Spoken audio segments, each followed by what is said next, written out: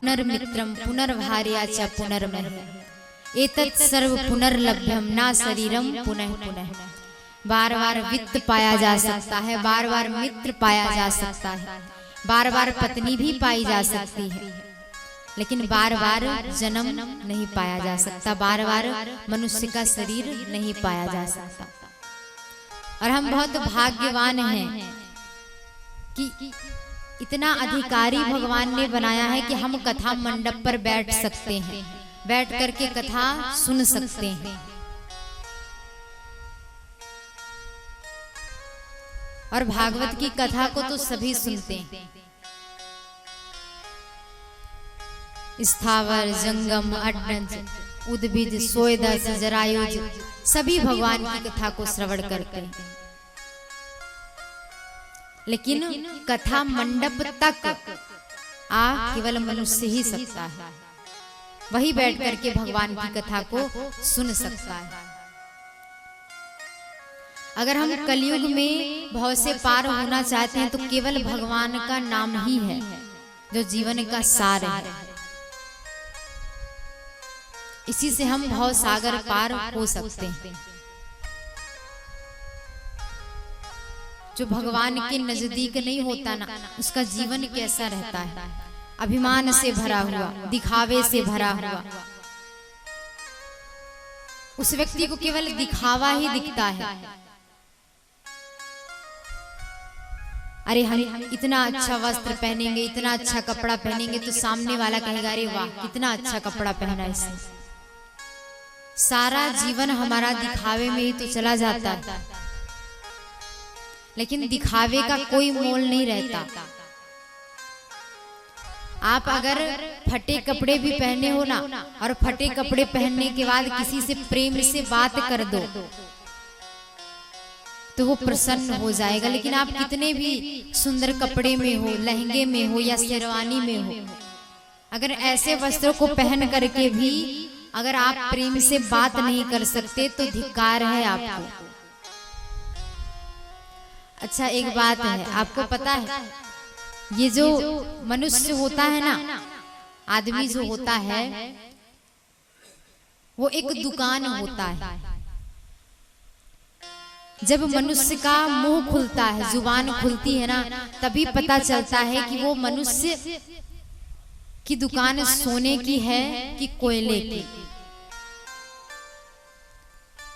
कभी व्यक्ति अच्छा भले ना दिखे, कभी कभी कोई व्यक्ति बहुत अच्छा भी दिखता है, लेकिन प्यार से बात नहीं करता तो क्या मतलब। और कोई अच्छा नहीं दिखता है, लेकिन अगर प्यार से बात कर दे तो वो बात दिल को छू जाती है। अरे भाई वो भैया बड़े प्यारे थे, बड़े प्रेमी थे, कितने अच्छे से बात करते थे। आप बताइए अच्छे से बात करने में कुछ जाता है हमारा? नहीं जाता। पैसा जाता है? नहीं जाता। टैक्स लगता है? नहीं लगता। तब भी हम प्रेम से बात नहीं कर सकते। कथा हमें यही सिखाती है कि हमें प्रेम से बात करना चाहिए।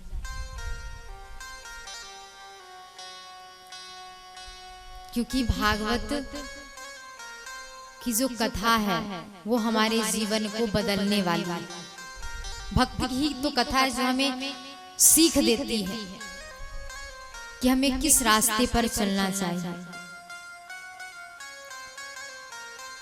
आपको कभी भी कथा सुनने का सौभाग्य प्राप्त हो ना, तो कभी पीछे मत मुड़िएगा। भले आपके पास समय ना हो,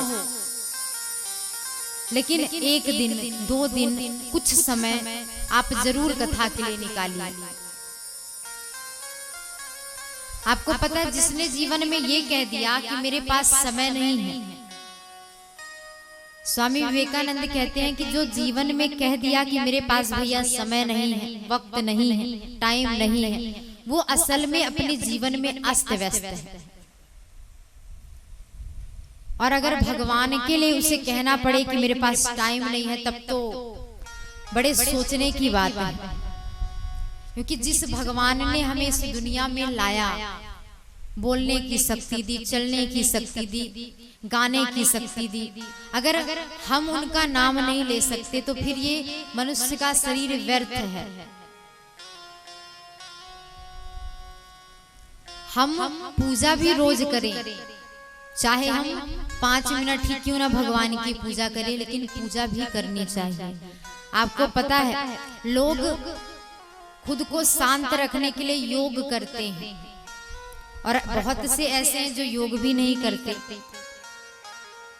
लेकिन सबसे अच्छा तरीका है शांत मन रखने का कि भगवान का भजन करिए। आपको पता है अगर आप 20 मिनट 25 मिनट भी बैठ करके भगवान के मंत्रों का उच्चारण कर लें या भगवान का नाम ले लेना, तो आपका मन शांत हो जाएगा। इसलिए कई संतों का कहना है कि सुबह उठ करके ओम का जाप करें, माला का जाप करें, राम का जाप करें। आपको पता है भगवान का नाम जप करने के लिए अगर आपके पास अलग से समय नहीं है ना, तो आप काम के साथ भी भगवान का नाम ले सकते हैं। कैसे? जैसे आप झाड़ू लगाते हो ना, तो मन में कई सारी बातें चलती हैं दुनियादारी की। अगर आपको कोई काम है तो मन में यही बात चलेगी कि भैया अभी इतना काम है, अभी इस काम को हमें पूरा करना है। कई विचार आपके मन में आते हैं। उसी समय जब हम काम करते हैं तो हम भगवान का नाम भी ले सकते हैं। राधे राधे, राम राम, सीता राम। समय की भी बचत और भगवान का नाम भी हो गया। लेकिन एक बात कहूं, अगर भगवान ने मनुष्य का शरीर दिया है तो भजन के लिए समय जरूर निकालिए, क्योंकि भगवान ये नहीं कहते कि 24 घंटे में 10-20 घंटे हमें ही दे दो। भगवान तो कहते हैं कि आपके पास जितना समय है उसमें से कुछ मिनट या कुछ घंटे भर दे सकते हैं, तो इससे अच्छी और क्या बात हो सकती। हम भगवान के भजन के लिए तीर्थों में जाते हैं ना, भगवान का दर्शन करने। क्यों? जिससे हमें भगवान के दर्शन हो, भगवान का नाम हो जाए, चारों धाम कर लें, भगवान की प्राप्ति हो जाए, ये सोच करके हम तीर्थों में जाते हैं। लेकिन इन कथाओं के माध्यम से हम अपने घर में, अपने परिवार में बैठ करके भी भगवान का नाम ले सकते हैं।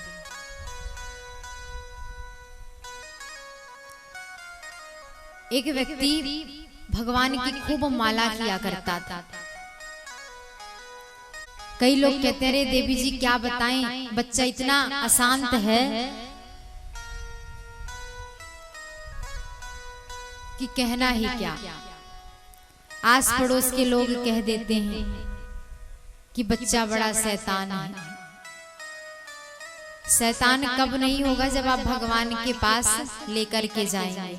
आप पूजा करते हैं तो अपने बच्चों को भी कराया करिए। एक मंत्र बोलते हैं तो उसे भी एक मंत्र बुलवाइए, क्योंकि अगर बच्चे भक्त नहीं बनेंगे तो क्या बनेंगे? शैतान ही बनेंगे। नहीं? वैसे यहाँ बच्चों की बहुत कमी है, छोटे छोटे अभी इधर हैं थोड़े बहुत। बोले कृष्ण कन्हैया लाल की जय। कि राधे तेरे चरणों की रज धूल जो मिल जाए, राधे तेरे चरणों की रज धूल जो मिल जाए, राधे तेरे चरणों की रज धूल जो मिल जाए, राधे तेरे चरणों की रज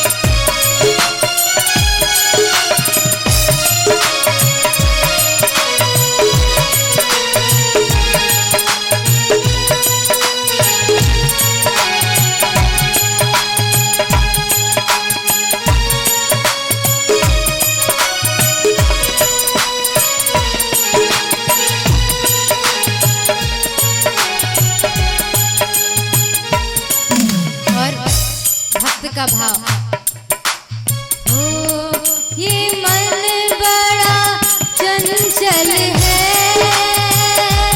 कैसे तेरा भजन करूं।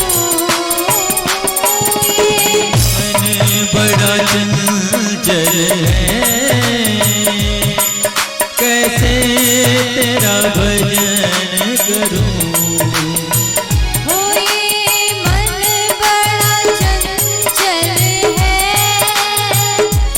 कैसे तेरा भजन करूं।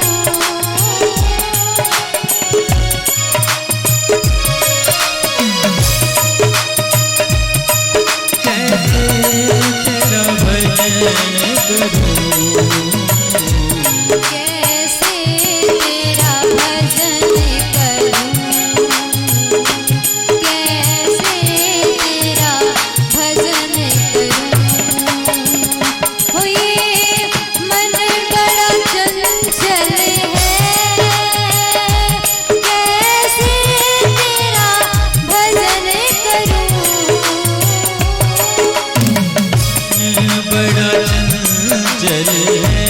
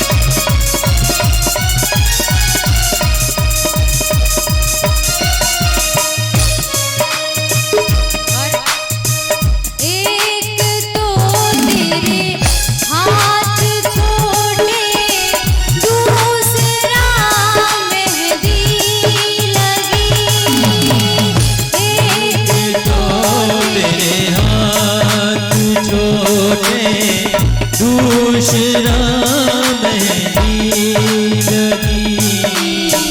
तीसरा तीसरा गैया चराना दिल दीवाना हो गया।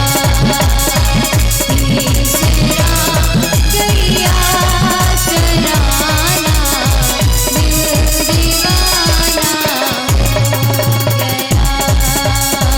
सावरी दिल दीवाना हो गया।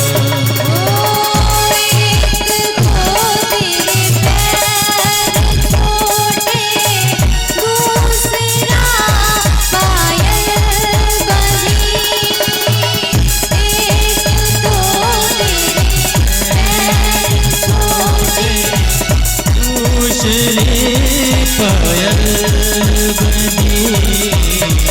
तीसरा तीसरा घुंघरू बजाना दिल दीवाना हो गया।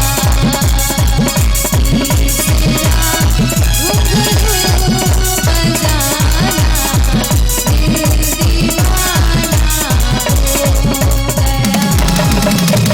सावरी सूरत पे मोहन दिल दीवाना हो गया। सावरी सभी हाथ ऊपर करेंगे और आप सभी को गाना है। सावरी सूरत पे मोहन दिल दीवाना हो गया। देखिए हमारी मैया लोग तो बहुत प्यारा गाती हैं। वैसे हम सुनते भी हैं, रोज गाती हैं तो, पर पिताजी लोग आप लोग की आवाज नहीं आ रही। वैसे आप लोग कम भी हैं पर फिर भी थोड़ा लगाइए, नहीं तो हार जाएंगे भाई, हम नहीं जानते। सावरी सूरत पे मोहन दिल दीवाना हो गया। दिल दीवाना हो गया मेरा, दिल दीवाना हो गया। पूरी एनर्जी आज पता चली है कथा के विश्राम के दिन। सावरी सूरत पे मोहन दिल दीवाना हो गया। सावरी सूरत पे मोहन दिल दीवाना हो गया। दिल दीवाना हो गया मेरा, दिल दीवाना हो गया। दिल दीवाना हो गया मेरा दिल दीवाना हो गया। सावरी सूरत पे मोहन दिल दीवाना हो गया। सावरी सूरत पे मोहन दिल दीवाना हो गया। सावरी सूरत पे मोहन दिल दीवाना हो गया। सावरी सूरत पे मोहन दिल दीवाना हो गया। सावरी सूरत पे मोहन दिल दीवाना हो गया। बोले कृष्ण कन्हैया लाल की जय। वहाँ के बिहारी लाल की, कि उन्होंने भागवत की कथा श्रवण की। श्री सूत जी ने सौनकादि ऋषियों को श्रवण कराई। फिर चारों भैया सनक सनंदन सनातन सनत कुमार ने नारद जी को श्रवण कराई।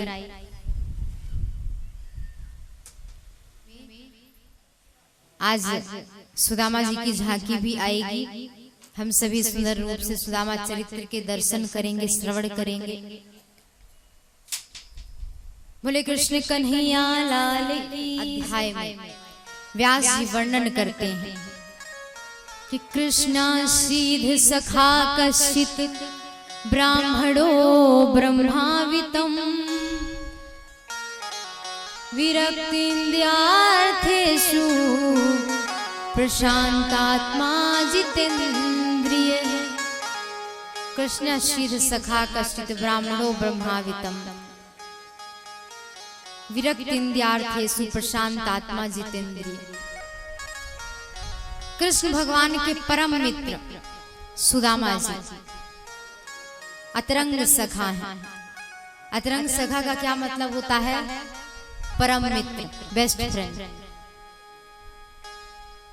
व्यास जी वर्णन करते हैं सुदामा जी की कथा का। जब कृष्ण भगवान और सुदामा जी अवंतिकापुरी शिक्षा ग्रहण करने के लिए गए थे संदीपनी के कुल में, तब उनको जोरों से भूख लगी तो गुरु माता से कहा कि गुरु माता हमें बड़ी जोरों से भूख लगी है। गुरु माँ ने कहा कि देखो बेटा लकड़ी नहीं है तो जाओ जंगल से जाकर के लकड़ियां ले आना, तब तक मैं कुछ इंतजाम करती हूँ। कुछ चना दे दिया और कहा कि अगर भूख ज्यादा लगे तो इन चनों को चबा लेना, खा लेना। कृष्ण भगवान और सुदामा जी जंगल चले जाते हैं, वन चले जाते हैं। वहां गए, लकड़ियां काटी, लकड़ियां इकट्ठी की, एक साथ बांध लिया, जोड़ लिया और जैसे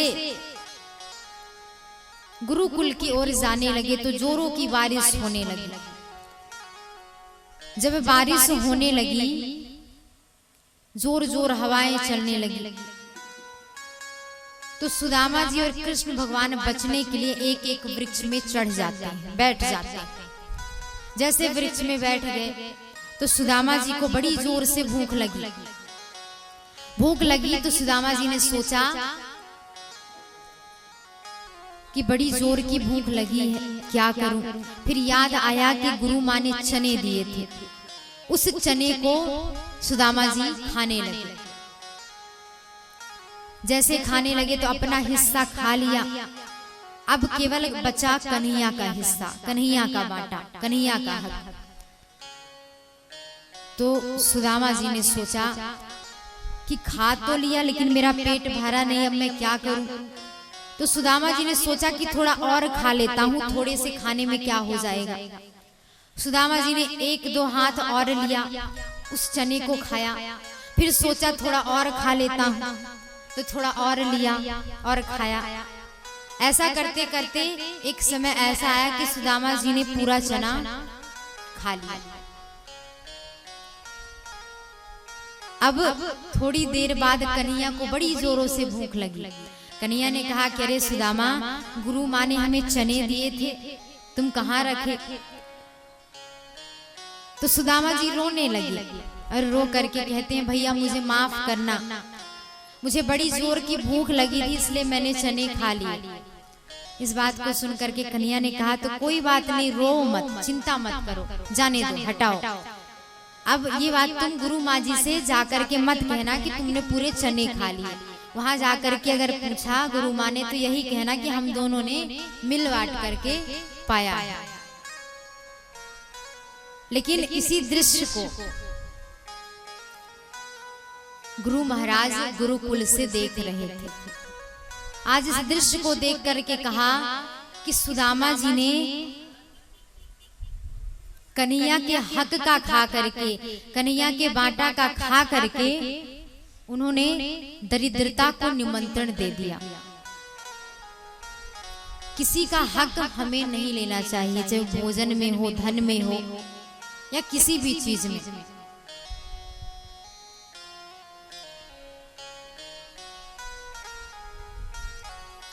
अगर हम किसी का हक लेते हैं तो हम दरिद्र के भागीदार होते हैं।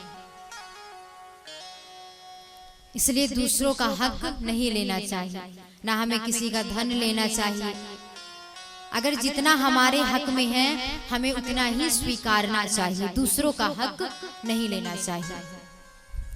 हो सकता है उसका फल हमें पहले ना मिले, थोड़े बड़े हो जाएं, बच्चे हो जाएं, बूढ़े हो जाएं, तब मिले।